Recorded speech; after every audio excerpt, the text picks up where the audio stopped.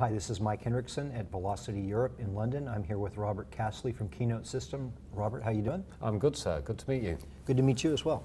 So, you know, there's a lot of change going on in our industry. And if I was a CEO or CIO of a, let's say a mid-sized company, you know, $20 to $50 million, you know, in revenues a year, and I wanted to start looking at performance tools to find out whether or not my site is producing and delivering what we need to deliver to our customers, where do I start? That's a very good question. Again, you know, with companies today, it's not just about the desktop site anymore. It's now about the mobile variant of the site. Do they also have mobile apps that accompany that site as well? So I think you've really got to look at it from the top down. It's like, you know, decide where the main revenue stream is coming from and focus on that first, and then, you know, obviously, you know, see your testing out across what we call the three screens, you know, the desktop, the tablet, and the smartphone. Okay, so let's just say as that CIO of that mid-sized company that I have a shopping cart and it's working okay. How do I know how to make it work even better? I mean, am I losing sales because I have a delay in someone getting their shopping cart filled? And I think if you're looking at a website, you've got to step back way before the cart, because you've got to look at users that are going to come and hit the site initially. If their experience as when they first engage with the site is poor, that's when you could potentially see the abandonment.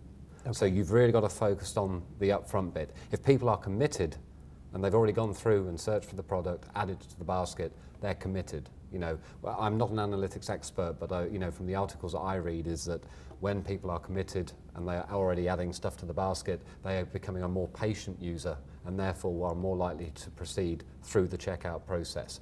But it's all about the upfront. It's, you know, if you go into Google, you type in what you're looking for, you land on a site and it's taking forever to load, you back out into Google again. Go back to the next one. And go to the next one. Yeah. Yeah, that's the way it works. Absolutely. So with mobile, that seems to happen more often because we've got so many different devices. So how, as a business owner, would you test all the different devices and know that if, and I don't know if there is this, I mean, Sun brought this out years ago with write once, run everywhere. Mm-hmm. We're still not there, are we? No, I don't think we are. I mean, we still today, I mean, I don't know if you're in our demo this morning, but we demonstrated a car manufacturer whose website on certain mobile phones was still loading the desktop variant. So that means you suddenly load the website, which is tiny on the screen, you have to pinch and zoom to be able to read it, whereas on other smartphone devices, you got the mobile variant of the website, which was clear, easy to read, easy to navigate. So again, you know, people need to take this into account. You know, there are many types of devices out there, you know, whether it's an Apple device, whether it's an Android device, or whether it's a Windows device. You know, they need to be looking to test, you know, their mobile desktops or their mobile websites on a multitude of devices. So multitude of devices, that leads me to this new Internet of Things, and like GE calls industrial internet, where we're starting to plug in all sorts of devices to the internet. Are we going to have tools that are going to help monitor and measure performance of all those devices? And absolutely, and the connections between them? And yep. So, you know, there is already developments, you know, that we have where allow you to monitor the performance on real devices. So we have devices in the cloud that you can, you know, take control of and script journeys through, whether it's a mobile website or whether it's a mobile application. And then obviously there's the emulation tools as well that allow you to emulate device profiles, you know, and run tests again from different geographies around the world, over different carriers, over Wi-Fi, over LAN. You know, there are many ways of testing this. Yeah. So if you, in your experience, have looked at a lot of different bottlenecks and places where a website would slow down, is there a pattern on like the top 3 things that most people get wrong? Yeah, I mean, for me personally, I mean, I found it quite fascinating the other day is that I read an article about an operating system called QNX. I know I'm diversifying here, which fitted on a 1.4 meg floppy, and it was a fully operational, you know, operating system. And yet today there's websites out there that are bigger than that in kilobytes and megabyte size. So a whole operating system versus a website. Versus, you know, one page of a website, which is, you know, again, it's the bloat. And, you know, there are common mistakes where people will not optimize their images for mobile devices. So they may have a 72 kilobyte JPEG for the desktop variant, which is fine because you're on a better connection, and then trying to download that over a mobile network and they haven't optimized it for a mobile device, you know, it's just going to be, you know, a pain for the end user. It's, you know, you've got to detect what your users are coming to your site on and deliver optimized content for that size. Strip out all the JavaScript and CSS that isn't required for the mobile variant. Strip out, you know, the bloated images, optimize your images for that.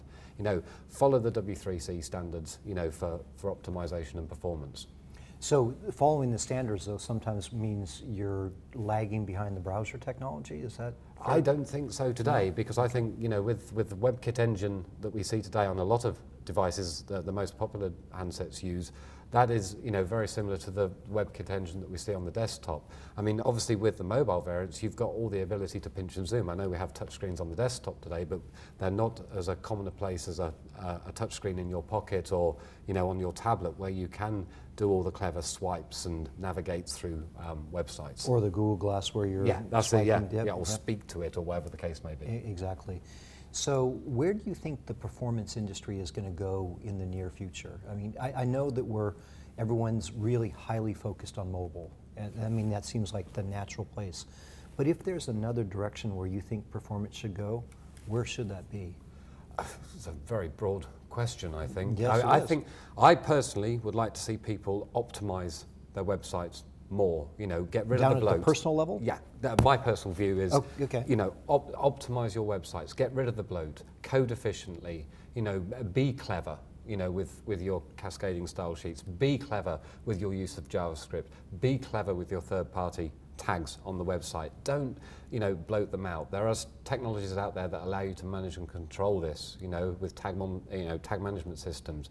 These are the kinds of tools you've got to be clever about and deliver the content that your users need and give them a pleasurable experience. So does that go all the way down to the individual user? Like, say I have a little blog thing myself, or a website, you know, my own personal one. Like Ilya showed this morning, Grigorek showed some site that had a blog roll, and they were reloading every image on that blog roll, and the blog roll was kind of almost like an infinite thing. So they were loading just tons of images over and over and over and over again. Does my own personal little thing slow down other people?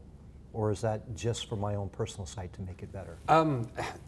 With a comment engine like that, it depends on the popularity of the story, and we see this a lot on the popular media sites. You know, if you get a story that is, you know, big in the media and people start commenting, and, you know, each of them's got their own gravatar, you know, and you suddenly get like New York Times. Yeah, you suddenly get like 5,000 comments. It's going to take an age for the page to load. You know, we have technologies in the web today that allowed you to load on scroll. So be clever about how you're going to, you know, have it automatically scroll as you get down to the bottom. So as you scroll, load the next batch. You know, don't try and load everything. 5 megadata up front. You know, be clever. Again, it's all about the optimization without, you know, impacting the user experience of the website. When you say be clever, though, how do people be clever if they don't know what clever is? They attend Velocity and learn. Very good. Robert, thank you for your time. You're welcome. Excellent. Thank you. Thank you.